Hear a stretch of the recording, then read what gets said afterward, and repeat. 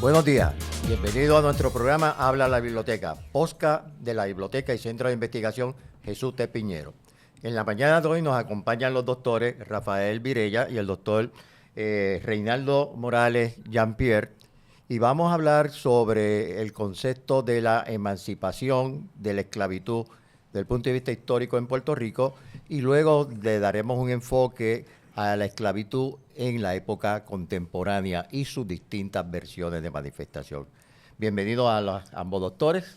Buenos días, doctor Mayo. Buenos días, doctor Virella. Y buenos días, ¿verdad?, a las personas que nos van a estar, ¿verdad?, sintonizando para escuchar este conversatorio ameno aquí desde la Habla la Biblioteca. Bien, para poner en contexto a nuestro público, la internauta, ¿cuáles fueron las principales causas sociales, económicas y políticas que impulsaron la abolición de la esclavitud?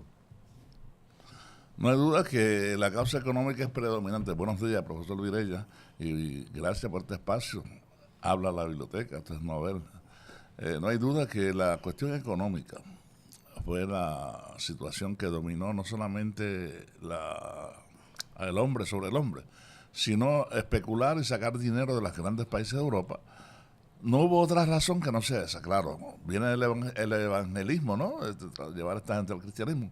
Pero la cuestión económica era primordial, no hay duda, porque le dañó la cabeza, como nosotros apuntamos, a las grandes naciones para traficar con seres humanos. Muy bien. De igual forma, podemos ver que el impacto social fue un impacto predominante. Eso dejó una marca en ese esclavo que hubo, que aún aquellos que fueron liberados para el 1873, muchos de ellos no sabían ni qué iba a hacer de su vida posteriormente. No conocían otra cosa, no sabían hacia dónde dirigirse. Así que además de ese factor económico, la parte social fue vital.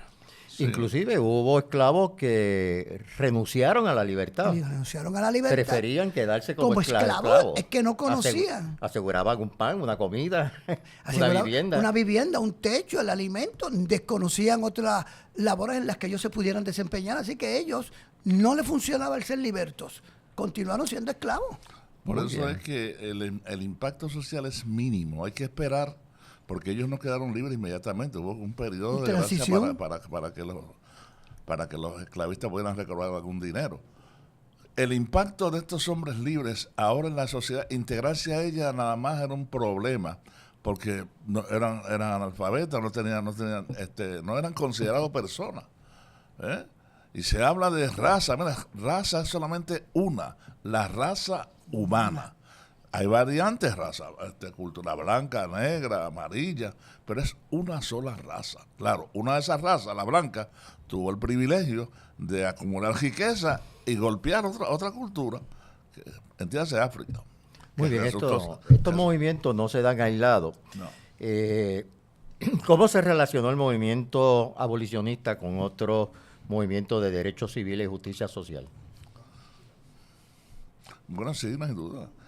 En el caso de elementos de justicia social, son las mismas personas de raza negra que tienen que conquistar esos espacios.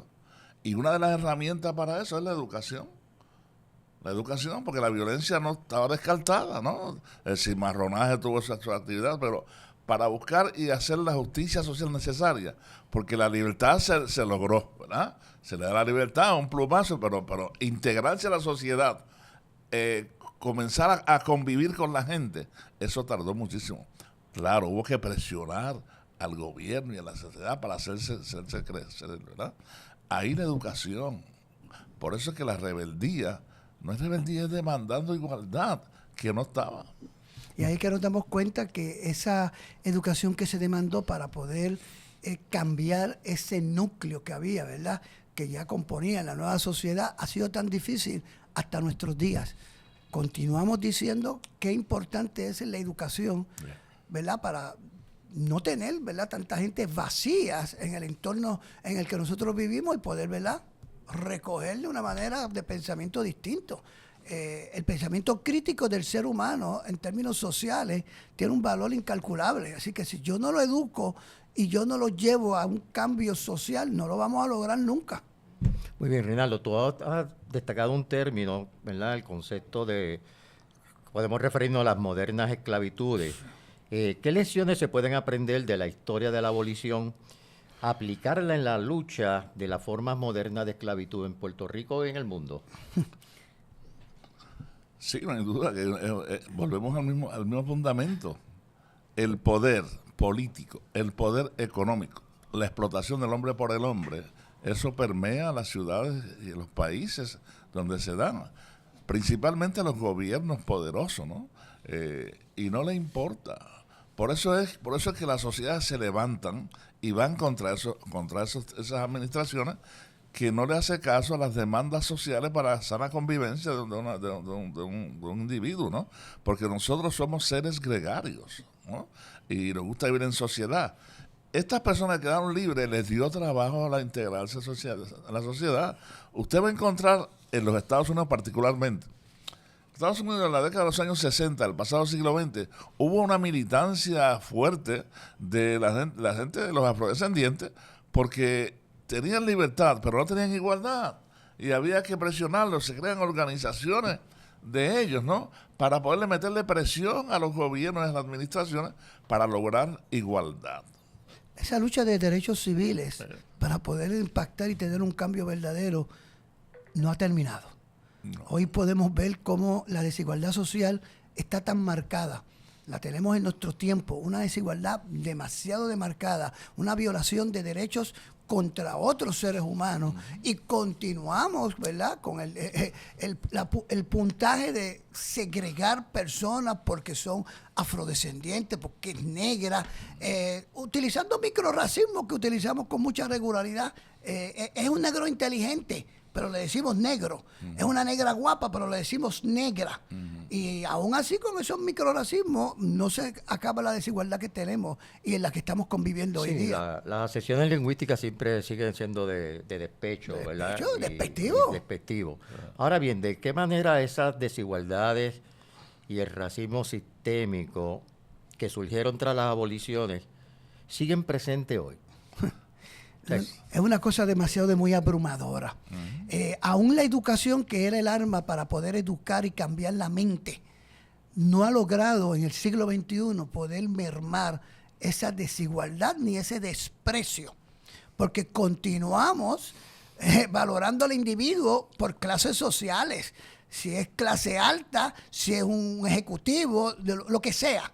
Y eso nos continúa llevando a nosotros a continuar con una marca de estigma, que no es lo más conveniente y que nos tenemos socialmente, porque sigue la gente segregada aquí. La desigualdad social está demasiado demarcada en nuestra sociedad puertorriqueña. Eso somos nosotros, un país de 3.2 millones de habitantes. ¿Qué pudiéramos decir de una nación como los Estados Unidos y otros países en Latinoamérica, donde la persecución fue mucho más grande? Sí, no, y lamentablemente, ¿verdad? Los seres humanos siempre tenemos la tendencia a estar creando categorías. Y esas categorías, pues lamentablemente, crean estas situaciones, ¿verdad?, a nivel sistémico, mundial, de desprecio, de desigualdades, de victimizar y eliminar razas. Invisibilizar a la gente de raza de color. Es lo mismo. Pero una cosa es invisibilizarla y otra cosa es el exterminio de la raza. El exterminio de la raza. Por eso, pero en el caso de exterminio no podemos hablar de exterminio físico, ¿verdad? Exterminio moral, que es el rompimiento de tu personalidad. O sea, el tráfico negrero rompió con la integridad de la gente de raza negra de África, al punto que le tuvo que cambiar su idiosincrasia, su religión, su idioma. Entonces, él tiene que empezar desde cero, ¿no? Para ir apoderándose de los espacios que podía apoderarse. El exterminio moral, histórico, de su integridad como persona, porque no era considerado persona. Ahí está el problema, porque si hubiera sido considerado persona, pues entonces podía demandar. Él tarda muchísimo. La esclavitud se dio, un acto mecánico, pero para él poder integrarse, pues tuvo que meterle presión, tuvo que haber resistencia. ¿Qué resistencia hay en Puerto Rico del siglo XX para usted bregar con la desigualdad social? Por ejemplo, perdón un segundo, hacia las mujeres, hacia la gente de las bolsillos de pobreza, la gente de caserío, ¿verdad?, a los homosexuales. O sea, hay un estigma, ¿verdad?, de las personas que no tienen poder o están acostumbrados al maltrato, Pero cuando usted comienza a conquistar eso, pues tú estás rompiendo unos esquemas, ¿eh? Y te dicen que tú eres un disparatero, pero el problema, o sea, hay que hacer resistencia. Exterminio físico no se puede dar. El exterminio moral, sin embargo, como tú dices, ¿cómo nosotros podemos enfrentar, aún con una desigualdad tan grande y tan marcada como la que tenemos hoy en Puerto Rico, la segregación que tenemos de las personas que estigmatizamos porque son del barrio, porque son del caserío, porque son grupos feministas, porque son mujeres? No lo vamos a lograr. Ok, siguiendo esa misma línea, pero ahora le voy a dar un giro hacia más a la época nuestra contemporánea. Yuval Noah Harari, el filósofo griego, él trae un concepto de que la información y la verdad no son iguales. La información tú la utilizas para crear conexiones y compartir. La verdad no necesariamente la usas para conectar. A veces conecta, a veces no. A veces no. Estamos en un mundo de mucha información, pero de poca verdad. ¿Cuál es el problema de considerar poca verdad? Que lo que estamos viviendo ahora, hay una nueva esclavitud a nivel tecnológico que se le llama, ¿verdad?, el teunofeudalismo. Ese término lo ha popularizado, ¿verdad?, Gianni Varoufakis y Cedric Durán. El concepto lo que trae es, lo que trae es cómo las plataformas digitales acumulan riqueza y poder, creando una dependencia de usuario hacia empresas para acceder a bienes y servicios, que no está mal. Pero el otro lado es cómo desarrollamos una nueva esclavitud, porque igualmente estamos estigmatizando, estamos devaluando, estamos creando categorías y estamos manipulando a muchas generaciones, independientemente del color, clases sociales, etcétera. ¿Cómo ustedes responderían a estas nuevas tendencias? Esa información es buenísima cuando la llevamos a través de plataformas digitales, pero la pregunta sería, ¿todo puertorriqueño aquí en nuestra sociedad está capacitado para tener la oportunidad de acceder a esa información? Hay manejo de equipos tecnológicos para todos, los adultos mayores están desprovistos, y eso se ha convertido, además de un manipuleo de información que se convierte en desinformación, se ha convertido en un sabotaje de meter la mano en los bolsillos, de defraudar. Y lo vivimos todos los días con cuentas que se defraudan, dinero que se llevan. O sea, tampoco ha sido la gran maravilla. ¿Ah? Entonces, está expuesta a quiénes? A un grupo, a un sector, pero no todo. La desigualdad se sigue viendo ahí marcada. En el caso, por ejemplo, nuestro, tuvimos la experiencia durante la pandemia que tuvimos que conectarnos en clases de manera virtual. ¿Y qué pensamos nosotros cuando retornamos a las instituciones físicamente y presencial? Que teníamos un estudiantado capaz. Nos equivocamos. Ellos son buenísimos en redes sociales, pero ellos no son buenísimos en el manejo de plataformas digitales para subir y bajar trabajo y un sinnúmero de cosas. Y lo dicen. ¿Dónde está? En la proliferación de ¿qué? De las redes sociales para una desinformación o para llevar una información que a veces, tras que va errónea, desarticula a otro, lo desarma. Sí, ahí lo que me trae, ¿verdad? El punto que tú estás trayendo, lo que me preocupa mucho es ese concepto cuando trabajamos la desinformación o el concepto del fake news, la noticia engañosa. ¿Cómo manipulamos socialmente a grupos? Sí, fíjate, ese punto es y importante. Crea una esclavitud porque la gente crea dependencia. Es una dependencia, es una adicción. Por eso es que yo decía, no es lo mismo información que verdad. No. La información, para yo la verdad, tengo que tener fundamento, elementos para evidenciarlo. Sí. La información no necesariamente. No. ¿Cuántas cosas vemos en YouTube?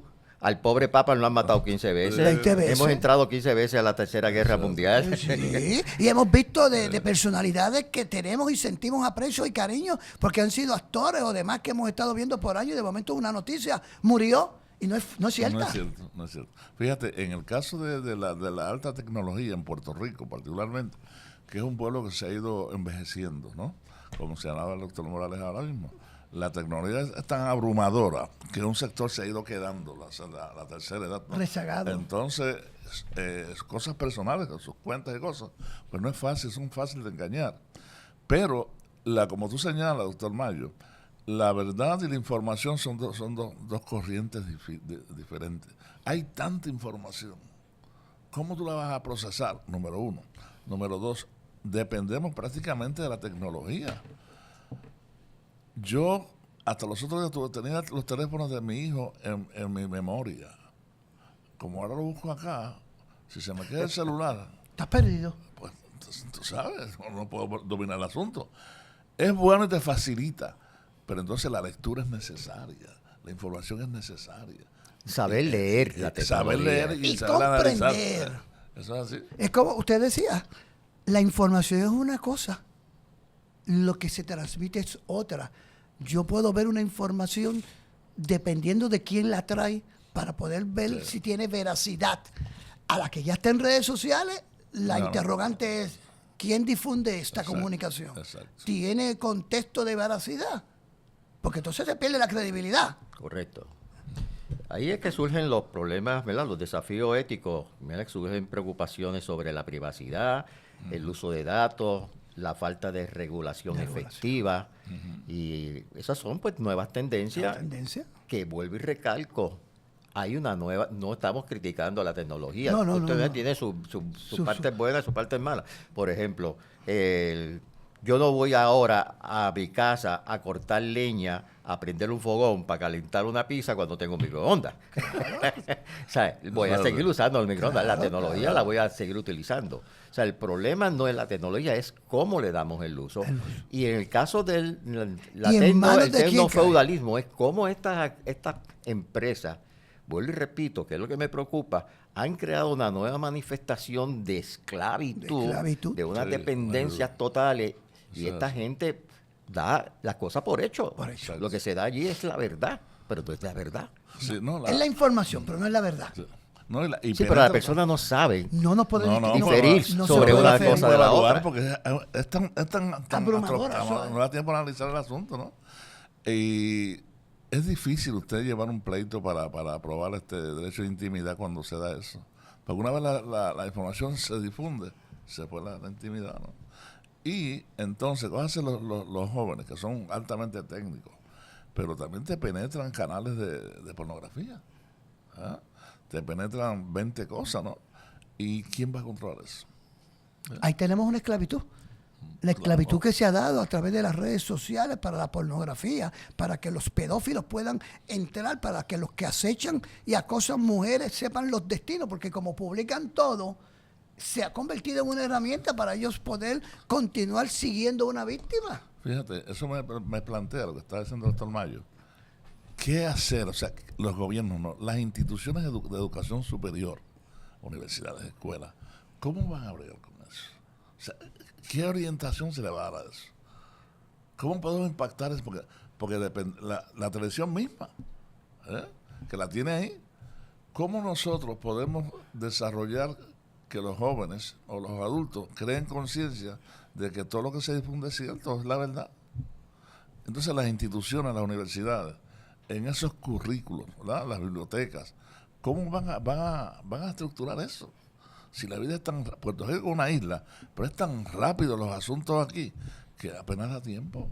No, y más y hablando más de la información que se genera en pocos segundos, se generan 20.000 versiones de un mismo hecho. De lo que sea. Bien, en ese sentido. Fíjate, doctor, no solamente eso, el recipiente, ¿qué formación tiene? O sea, ¿qué formación humanística tiene para evaluar esa situación? Porque si no la tienen, la da por hecho, ¿verdad? Y la siguen repitiendo. Ahí el análisis crítico de las personas, ¿no? Nosotros, que hemos constituido 3 profesores que damos conferencias, nosotros no somos revisionistas cuando estamos dando conferencias, pero analizamos con claridad los acontecimientos, ¿verdad? Nos hacemos llamar los cimarrones educativos. Precisamente es por eso, porque no es que seamos rebeldes, es que analizamos y criticamos, porque hemos repetido tantos eventos históricos con tanta falsedad en ellos, que hay que revisarlos. Sí, mira, y en ese sentido, como tú dices, el papel de las instituciones educativas. Por ejemplo, nuestra institución, la Universidad de Ana Geméndez, pues ya ha tomado ya puntos sobre eso. estamos inculcando sobre la inteligencia artificial, cuáles son las maneras de cómo se utilizan, se le puede sacar el beneficio, cómo aprovecharla, cómo se usa como herramienta de trabajo, etcétera, no para caer en plagio, etcétera. Igualmente, para la misma universidad estaban en nuestros currículos, estamos haciendo énfasis en el pensamiento crítico, que es la única herramienta que tenemos para que la persona pueda discernir sobre ese proceso. O sea, las instituciones están haciendo su papel, pero no tenemos el 100% de nuestra población en ella. No. Así que ahí hablaremos después, en un momento dado de las otras herramientas como son las bibliotecas de investigación, ¿verdad? Que entonces tienen otras particularidades, etcétera, para hacer llegar esa información. No, y cómo se ha transformado la biblioteca. Pues mira esta biblioteca, o sea, este podcast, que es una herramienta extraordinaria, ¿no? La biblioteca tradicional tiene que moverse con los tiempos y esta biblioteca se está moviendo con los tiempos. Sí, sí. Así que en esa forma de esclavitud moderna, aunque ya hablamos, ¿verdad?, que la esclavitud fue abolida. Abolida, entre paréntesis. Práctica como la trata de personas y el trabajo forzado sigue existiendo, que es lo que trae Morales. Sigue el trabajo forzado y nos hemos dado a entender por información de personas que han tenido que intervenir el gobierno federal porque tienen esclavizadas a personas pues una gran cantidad de horas trabajando por menos salarios y sin pago de los derechos anuales los que tiene, ¿verdad?, ese individuo. O sea, tenemos y tenemos esclavitud sexual, o sea, tenemos una serie de situaciones, ¿verdad?, por las que estamos atravesando de manera, ¿verdad?, real lo que tenemos hoy como sociedad puertorriqueña. Ahí el pensamiento crítico, ¿no? Porque los patronos van a explotar a sus empleados, ¿no? Por eso que ellos se resisten en tener uniones obreras, ¿verdad? Porque van a defender al obrero. Al obrero. El estudiante que nosotros recibimos, como es prácticamente electrónico, el pensamiento crítico hay que dárselo, así él quiera dar un PowerPoint, tiene que presentar, tiene que explicarme ese asunto, ¿verdad? Porque no es mecanizado, tiene que internalizarlo para que lo pueda utilizar. Así mismo, y obviamente, ¿verdad? Ustedes que son historiadores, quiero enfatizar una pregunta. ¿Cómo podemos honrar y preservar la memoria de las personas que lucharon por la emancipación? Eso es algo que es una buena pregunta. Verdaderamente yo hasta he censurado, porque hubo una pregunta que yo realicé en un momento dado. Abolimos la esclavitud en el 1873. Un año antes haber sido liberados esos esclavos, tuvimos el mayor número de mujeres esclavas en Mayagüez, en el corte de caña. No porque poblacionalmente eran mayoría ellas. ¿Qué ocurrió después de la abolición? ¿Qué hemos hecho nosotros con las descendencias de esos esclavos? ¿Dónde fueron a parar? ¿Qué pasó? No le dimos seguimiento a eso. Hay archivos que están sin información, hay información que se perdió, hay otras que se abandonó. ¿Tú me entiendes? Y verdaderamente, ¿cómo nosotros podemos enfrentar si la única forma era haberle dado continuidad a la descendencia para saber a dónde fueron, qué pasó, los hijos, los nietos, los bisnietos? Porque había familia larga aquí. En Mayagüez, por ejemplo, ese mayor número de esclavas concluyó, hay una parte de la información, la demás se perdió. ¿Qué pasó? Fíjate que la pregunta del doctor Mayo es la gente que impulsó la abolición de la esclavitud. Mira, este es un pueblo de memoria corta. Puerto Rico es un pueblo de memoria corta, pero es un pueblo airoso, un pueblo intervenido como este, por todos los lados. Seguimos hablando español, seguimos nuestras tradiciones. En el caso de los líderes abolicionistas, que se pueden contar con las manos, 3/4 partes de su vida la pasaron fuera de Puerto Rico. De Puerto Rico. ¿Ah? Eran separatistas, no hay duda. El separatismo pues nunca arrancó en Puerto Rico, arrancó el autonomismo. Oh, sí. Usted en eso el autonomismo arrancó, pero estos líderes, como un Emeterio Betance, un Hostos, 3/4 partes de su vida estuvieron fuera del país. No estuvieron aquí. Por eso no, y volvemos, la educación es la herramienta necesaria para esto, pero una herramienta crítica. Nosotros tres que hemos montado un tinglado, lo llamamos los cimarrones, precisamente es eso. O sea, sí se da hasta la abolición de la esclavitud, perfecto. ¿Y cuántos quedaron? 30,000, pueden ser más, pueden ser menos. ¿Se integraron a la sociedad? No. ¿Dónde están? No. ¿Qué sabemos de ellos? Eso. Entonces, la gente que está impulsando la liberación de la esclavitud en Puerto Rico, ya dijimos que lo montamos fuera, en los Estados Unidos. El presidente Lincoln no era abolicionista, era un político. Pero su grandeza es que le metió mano al problema y lo resolvió. Bueno, porque él dijo que en aquel momento los Estados Unidos estaban ante la imagen de ¿qué? De un mundo entero, y había que resolver y enfrentar el problema. Claro, le costó la vida. Le costó la vida. Gracias a esa vía logramos la emancipación. Esos cientos de miles de personas que se mueven del sur hacia el norte, fíjate que se van a estar ubicando en sectores de pobreza. ¿Qué vivienda van a ajustar? Arrabales. O sea, no hay duda que se va a enfatizar entonces la diferencia social de raza. Raza, negro, atrasado, porque es pobre, no está educado. Entonces, la rebeldía se tiene que manifestar en Estados Unidos. La ley Jim Crow, los linchamientos, el Ku Klux Klan, perfecto. Bueno, entonces había que hacerle frente a eso. Pero un afroamericano, yo soy negro, a mucha honra. Yo nunca cogí una bofetada como cogieron la gente que hacían piquetes allí con Martin Luther King. Y no solamente eso, fíjate la mentalidad. El afroamericano se casa con afroamericanos. El afroamericano se casa con afroamericanos. Si un afroamericano paseaba con una blanquita en Dallas, Texas, físicamente lo desaparecía. Claro. Era real. ¿Y hoy qué le dicen? En el tiempo contemporáneo. Que está adelantando la raza. Está mejorando la raza. Mejorando la raza. Para que usted se dé cuenta. Eso me trae a una pregunta hipotética que quiero plantearla, pero que, ¿verdad? El compañero que va a estar dirigiendo conmigo estos podcasts, el doctor Laime Rodríguez Garcel, yo le planteaba, ¿verdad?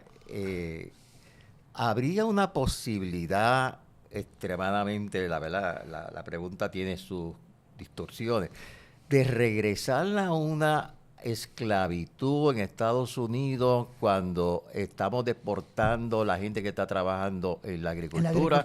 No es volver a la esclavitud aquella que teníamos de la caña, etcétera, pero a un nuevo producto. O la fábrica, volvemos nuevamente, el teonofeudalismo.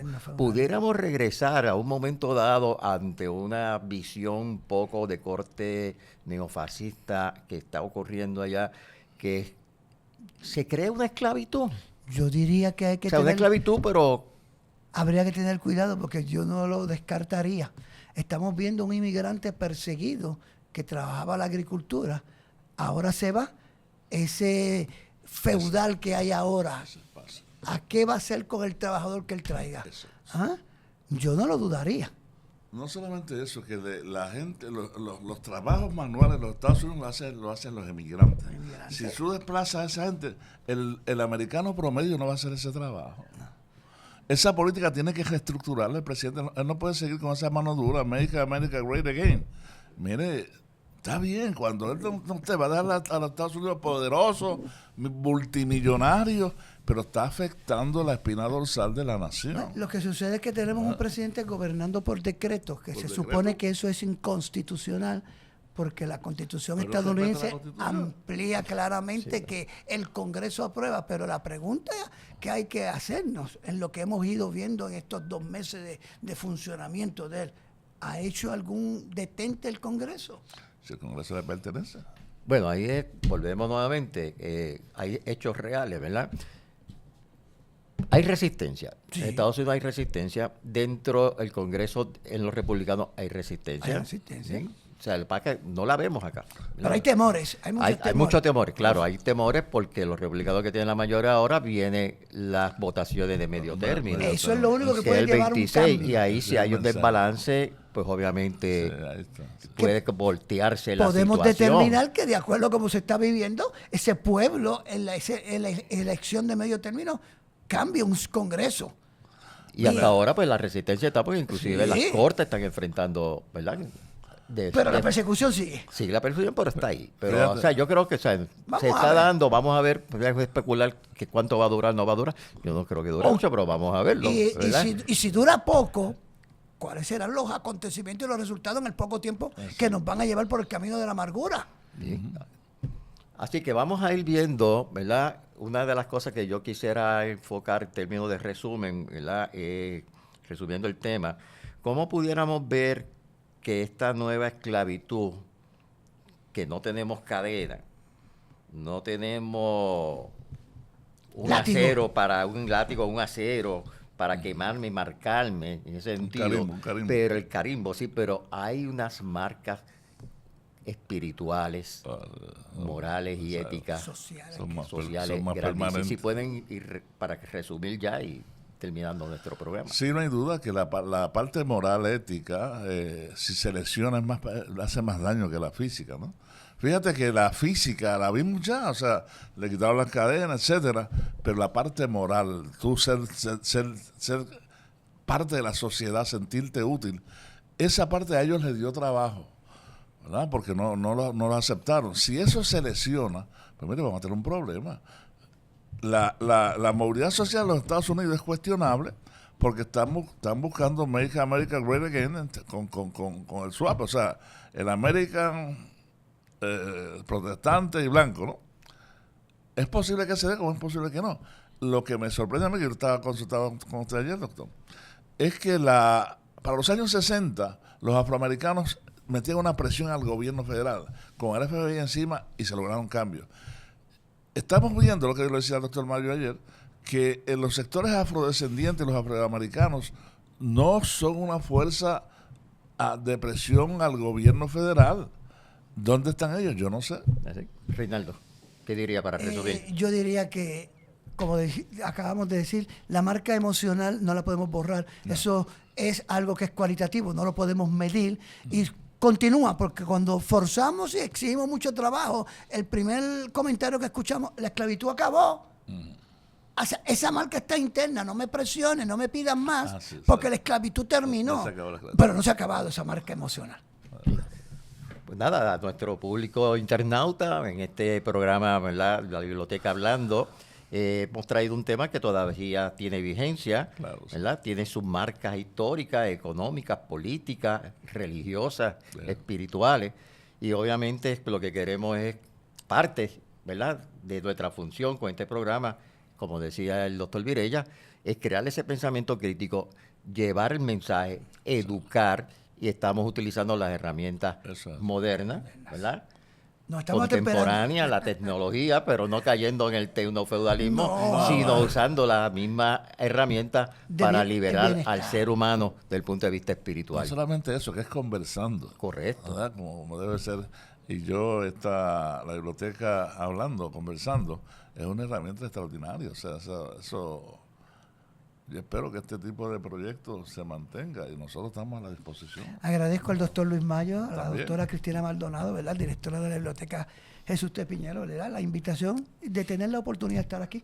Mayo, muchas gracias. Gracias, Pues nada, magnífico, y que tengan excelente día y buen Igualmente, fin de semana. Gracias.